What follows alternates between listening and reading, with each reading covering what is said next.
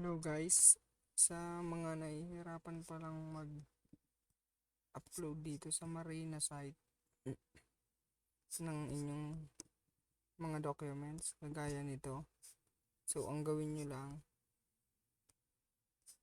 i-rename nyo lang yung i-rename nyo lang yung extension ng pictures nyo. Gaya nito, karamihan kasi JPEG ito. JPEG yung extension niya. So, hindi mahihirapan kayong mag-upload sa Marina site.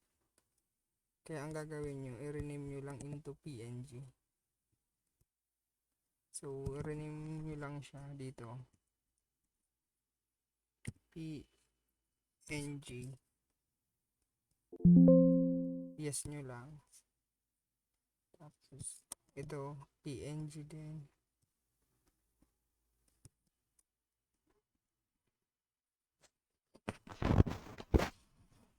PNG.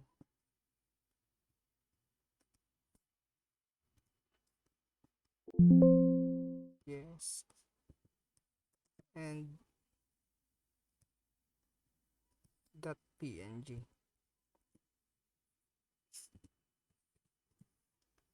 Then, once na-rename nyo na, okay na yan. I-upload nyo na dito. So, ang mangyayari nyan, ito na.